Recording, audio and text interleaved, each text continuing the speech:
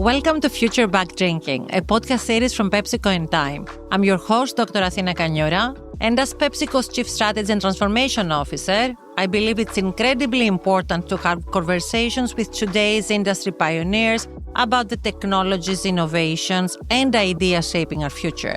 For our final episode of the season, I sat down for a virtual coffee with Becky Frankiewicz, Chief Commercial Officer and President of ManpowerGroup North America, a global group that focuses on providing workforce solutions to businesses, helping them find, train, and retain talent, and also a partner of PepsiCo.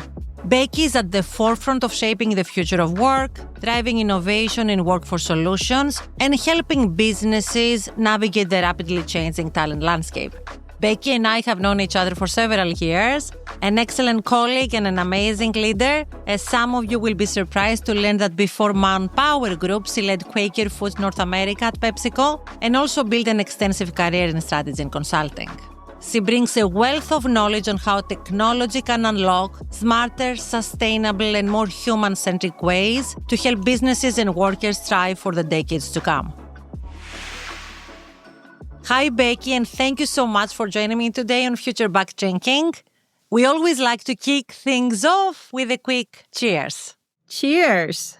Here's to an amazing conversation, and thank you so much for joining me. Happy to be here. And Becky, I want to start with your background. I mean, the two of us have had the amazing opportunity to be together in Davos, and you shared with the audience how you grew up in a small farm town in Texas, and that shaped your leadership style and work ethic. So take us back to those early experiences and how those have shaped your leadership style today. Yes, I was super fortunate. Again, small town Texas, when I say small, about 17,000 people. You know, my mom and dad both worked. My father worked for Frito-Lay, actually, for over 40 years. My mother worked in banking, so they both worked outside the home, but we also had a family farm, and that was very defining for me. And I'd say the couple of lessons I learned from that, one, that work is defining. And I don't mean you should be what you do. I mean, it helps define who you are, and it's meaningful and helps you have integrity and value. The other thing I learned on a farm is that the earth is sustaining. You know, so work is defining and the earth is sustaining. And that has given me a healthy recognition of my role in both talent and the role that work can play in, candidly, sustainability for our planet and talent sustainability to make sure people have the ability to learn and relearn to stay relevant. And so I got a great work ethic from my parents. And I guess the last thing I would say is, for my dad, gender was irrelevant. Work was defining. And so it didn't matter if you were guy, girl, everyone was going to contribute. And I'm forever grateful to my dad specifically for role modeling that gender didn't matter, because I never knew it mattered. Wow. Well, firstly, an amazing experience across, different facets of how we now define work, how we define gender, how we define workforce transformation. And if you were to go back and think of those early workforce lessons, you talk about sustainable talent. So if you were to think of sustainable talent in the era of digital and AI-driven world, what does that mean for you and how that sustainable talent has evolved with the future of work? Yeah, so I do believe it's up to us as business leaders and honestly as humans to make sure that we're as clear on the impact that AI can have as we are on the impact that humans can have with AI as a collaborator. No one's going to define that but us as leaders. And so I think we have to make sure we're students of humanity as well as students of technology. So one of the early things is that we know that a year ago, even at the Economic Forum, AI was the hero. And the honest truth is we were all still learning at that time, even the leading tech companies.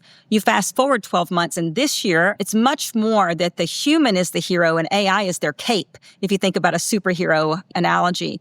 And that, to me, is the future of work, is that we're going to actually have to create roles that are shared. And we used to think about job sharing. Now it's going to be truly technology and human sharing. And work will become more human as technology becomes more prevalent. And that's what we're going to have to really help people understand, not, Athina, what they have done in the past, which is how our resume defines us, right? It's what have you done? It's much more important for the future is what can you do, not what have you done and what's your human potential. And that will change the landscape of talent. And I think in the best way. I actually am quite encouraged. People ask me, how can you be in your role and support AI disrupting tasks? And I say we need some tasks to be automated for economic growth globally. That also mean we need humans that know how to use that technology and can rise to the occasion of difference and change that they're about to encounter. Becky, you touched several topics, especially on the human technology and AI working harmoniously together for the purposes of better economic viability and growth. And what we have seen in the past, when automation was introduced, some jobs were eliminated, but other jobs were created. And that impacted especially the front line. In this situation, we see AI impacting mostly professional workers. So how do you see now frontline benefiting from the new AI technology?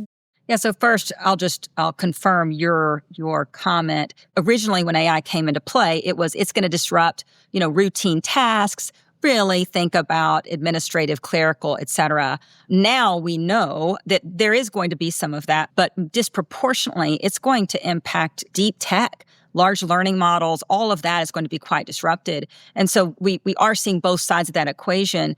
To me, I actually think, again, and you might say I'm an optimist on this view, but I would say I'm a humanist. But for humans, it's going to give the frontline more power to make the decisions they make. So I'll reflect on my PepsiCo time. I was not confused on who, ran the company at PepsiCo. It was the frontline making decisions day in and day out that drove the business. This is going to help those humans make better decisions. So I'm actually quite encouraged. I think that's true, whether it's retail frontline, whether it's my own branches that I operate in Manpower frontline.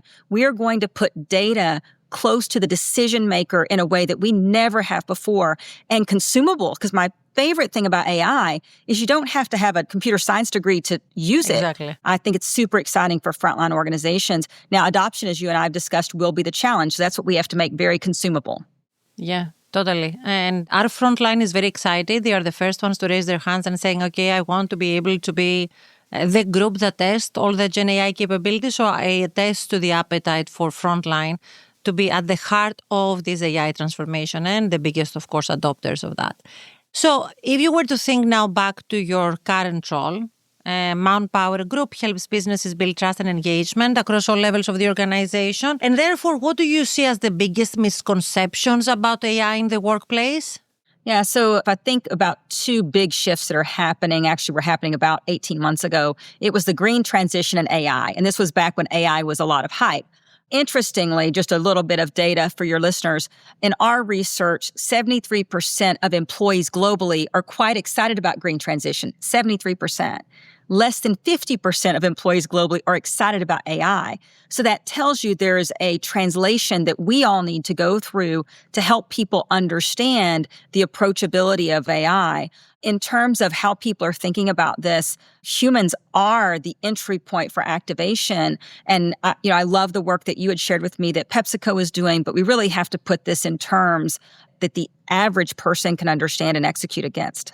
Yeah, true. And as you are thinking, as you were talking about it, I recall some of your recent interviews, especially when you spoke with LinkedIn News about how reskilling and upskilling transforms head-on and closing the skills gap across organizations. So how does Manpower look at it? And can you share some examples with us? Yeah, so when upskilling and reskilling started, it was this big concept of we have to upskill everyone and everybody needs to go get a new equivalent of a degree of some sort. What we have learned is it's really about nano-skilling. So how do you do incremental skilling, and not even just in time, because again, that was an era for learning as well, but just nano-skilling so you're constantly ready for what is next. Now, we have called that a pre-skilling process. So we're pre-skilling you for what your job will face, which means we need to know how that job is going to change. And yes, we have academies that teach people certifications in the tech space. We have an amazing program called My Path in Manpower that helps people upskill into future resilient roles, if you will. where, by the way, they make more money and they're going to hold their job. And so we're very proud of that. But the thing that will really define the future is going to be this nano skilling, because the ability to learn, unlearn, relearn, that is going to be a cycle that my children faced that I didn't face. I mean, mine was, you have this degree, therefore you go do this, and maybe you learn on the job. But now it's going to be continuous learning. And with that, Athina, continuous change.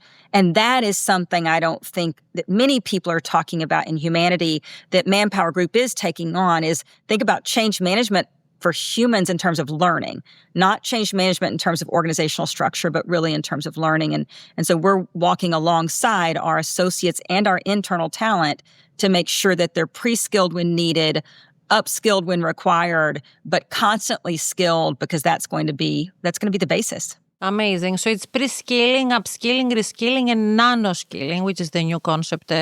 I think we need to all do some research on that, especially with this immersion of personalized learning paths. It's going to be super critical. So great times for ManpowerGroup to educate everyone and bring everyone along the journey. So talent, key priority for you, key priority for us, I think for many enterprises. Attracting and retaining the best talent is a challenge, partly because of the competitive landscape, partly because the right holistic talent is not yet out there. I think you talked about the more analog educational system where people focus on specific expertise. So if you were to think of what the market needs, what skills would you see as critical for the workforce of the future? Yeah, I love this question, Athina, because I hope my answer is a bit surprising. It's really not about hard skills, it's about soft skills. And so we did a whole piece of research on a digital leader, and thinking in this research, we'd get all new capabilities back. Like digital leaders are going to have to be totally different. Well, guess what? 80% of the skills of leadership are the same. Ability to lead a team, ability to drive change. So what is new? What's that 20%? Communication skills, informed risk-taking. Those are some of the interpersonal, relationships. Those are some of the new skills that make a leader in today's time. But 80% of what makes us great leaders remains. It's the 20% that differentiates us. And so that was a big surprise, if I'm honest with you, in terms of the research that we did. Of course, there are some hard skills we're going to continuously need to know. But we're also having, and this is a word you and I haven't used so far, is de-skilling. So think about, computer programmers. We need computer programmers. They're going to be disrupted. Coders are going to be disrupted by AI. Candidly, already are being disrupted by AI. However, what's needed in that space now are prompt engineers. Prompt engineers are very accessible. Like, yes, coders can de-skill into that, but regular people that aren't very technical can upskill into how do I, as a human, I interact with technology. And so that this ability to move around in your career, and, back in my day, because I won't age both of us, but back in my day, there was this concept of a lattice, like your lattice of moving through your career. And that is more true today than I think it was, because you actually might need to go a bit backwards to learn something new and then go forwards again. But as long as we keep this into more the nano skilling area, it's not a step back in your career. It might be a step back for a few days while you learn something new to bring to the workforce. So the skills taxonomy, yes, there will be hard skills, but soft skills are forefront, which, traditionally a lot of soft skills are viewed as more female-friendly skills. I would say that's dated now. We have men and women that need to be good communicators, need to be good team developers and nurturers, and it's no longer, a gender view. It's a requirement of leadership view.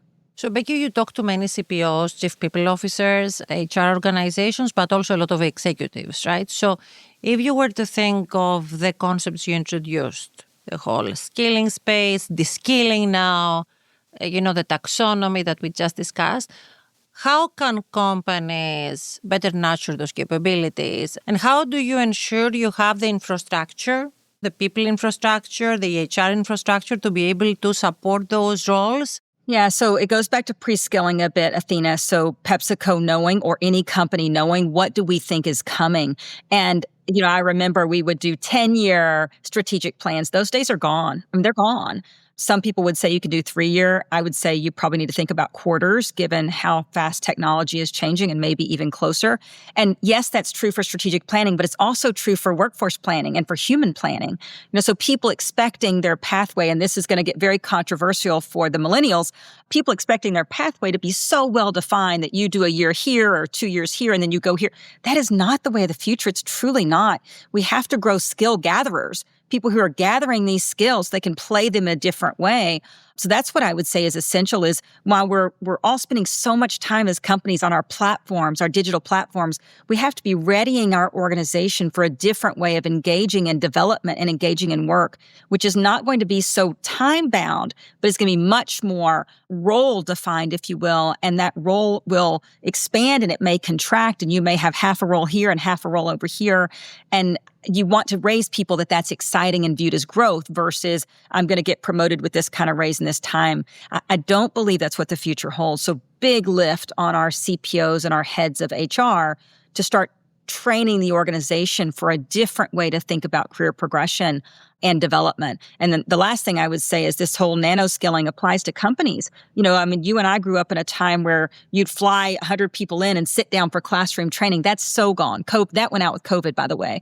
But now what's happened is we have these big training budgets in companies, and they don't quite know how to deploy them in a distributed organization. So again, what you have to lean into is this N=1 sample size of learning. It's not about you and I learning the same thing. It's about me learning what the organization needs me to learn.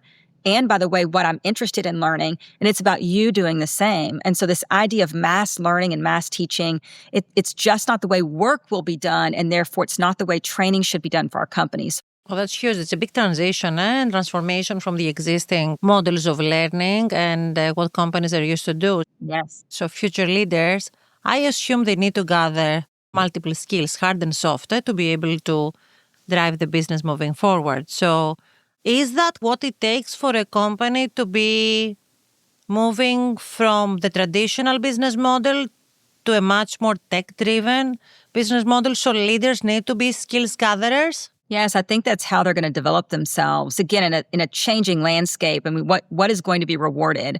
The learnability, that's not a new concept, but learnability, but applied in a different way. If we say learnability, we're thinking about somebody going from, finance into marketing. That's not it. It's going from a super specific area in marketing to another, from brand marketing into data analysis, if you will. That'd be one. The other thing, Athina, that I think is foundational is all of us are going to need some understanding of data analytics.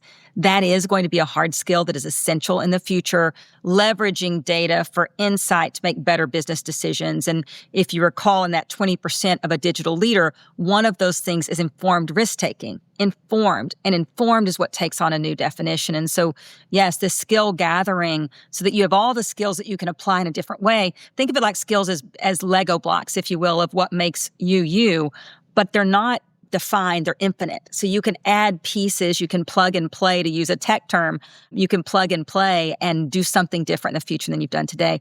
Companies have to get this message too, to say, hey, I can identify potential and move people around versus keeping them in the exact lane that they have been brought into the company to do. Awesome. I love it. So you've mentioned that we often focus too much on AI's technical aspect, and we target specialists rather than positioning AI as a tool to enhance creativity, strategy, and humanity.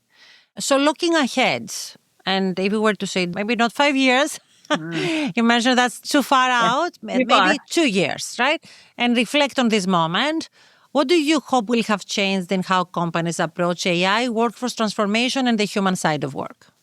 Yeah, so I think companies are well down the path on the planning for AI, and I say planning choicefully. Not everyone is leveraging it. We're not seeing tremendous productivity at a scale yet. What we are seeing is cleaning data, lots of demand for roles around getting the data ready for transformation. That's going to happen quickly. In fact, we'll see that accelerate. When that happens, we have to have the workforce ready to then ingest that new capability and come alongside of it to make better decisions. So I think when we go 3 years out, if you will, we're going to see this cohabitation, this collaboration between humans and technology.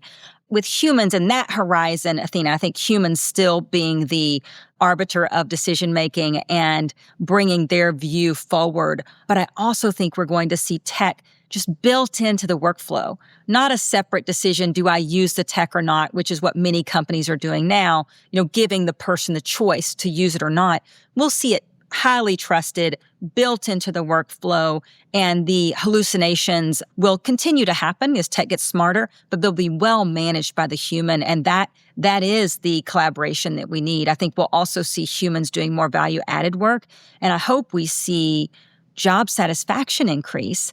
Right now, we're looking at a world, particularly with Gen Z, where they are stressed. Half of Gen Zs experience daily workplace stress. This is new. We need technology to help relieve some of that. And so I hope we have a more satisfied, more capable workforce that is working in partnership with technology. Okay, so Becky, time for the lightning round.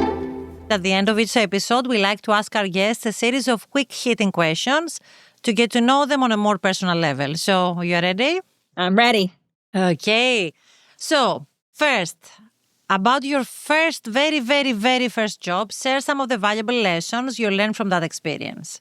Yes, my first paid job, because I worked on the farm since I was very young, was a small retailer, Athina, called Ups and Downs. It was a big deal. I was 16. I drove to this clothing retailer. For your audience, think of Urban Outfitters, except smaller and, not a chain. But what I learned from that is the power of influence. And so people would come in wanting my opinion on what goes together. Does this jacket go with those pants? And I was 16. Like, what did I know? But I also learned that influence and confidence. And so I would share my point of view. They knew it was my point of view. But the relationship you can strike with people, and also that people, when they choose to be vulnerable, meet them with humility. And I'm very grateful. I spent most of my money on buying my own clothing versus saving it. That was not a good lesson learned, but a lesson learned nonetheless. But really, I learned about the power of influence and humility. Oh, amazing. Well, great lesson. Less so about managing your financials, huh?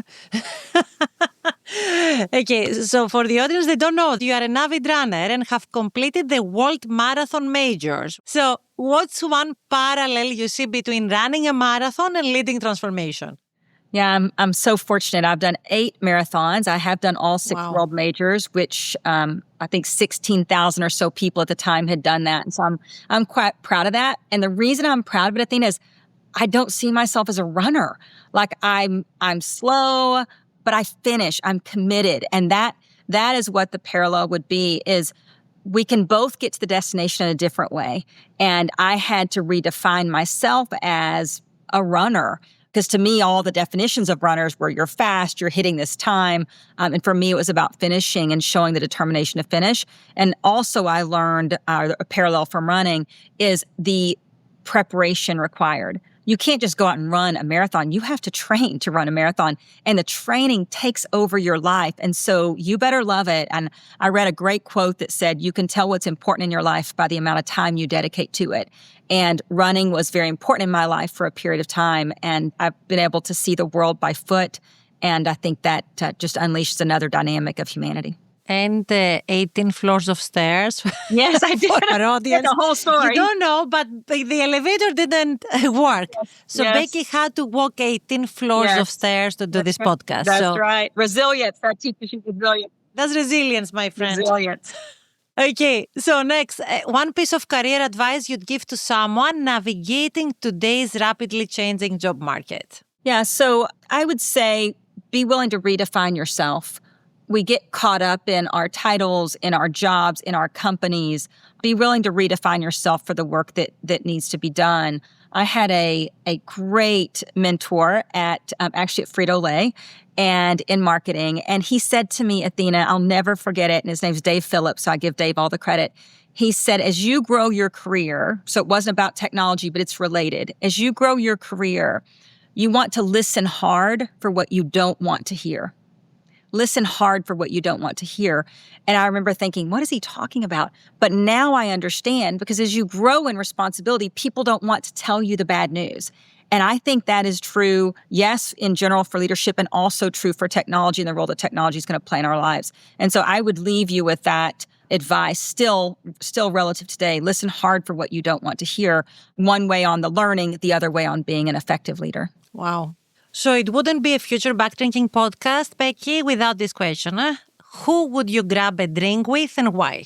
Yeah, this is a tough one as I think about that, and it could be a bit controversial in today's world. But honestly, it would probably be Jill Biden because I want to understand, but not for the political reasons, candidly, more for what is it like to be that close to the center of power and what role do you play to support. It happened to be her husband, but what role do we all play to support the leaders around us? And in that case, it was a big stage. I wouldn't go into all of the political things with her. It'd be much more around, proximity to power and how you support when you could influence and how did she navigate that? That's fascinating. Well, that's a wrap on season 1. Becky, I do hope you've enjoyed this conversation. Thank you so much. You have been an incredible guest and such an amazing friend as well. So cheers to this great discussion. Cheers. My pleasure. That's a wrap on season 1 of Future Back Drinking. I hope you have all enjoyed these conversations as much as I have. Diving deep into the future of work, technology, and innovation with some of the sharpest minds and leaders across industries. A huge thank you to our incredible guests for sharing their insights, and to all of you, our listeners, for tuning in and pushing the conversation forward. If you missed any episodes, now is the perfect time to catch up. Facilitating these discussions are essential as we navigate the changes on the horizon. The future doesn't wait. So let's keep looking ahead and applying future back thinking to shape what comes next. Take care, everyone.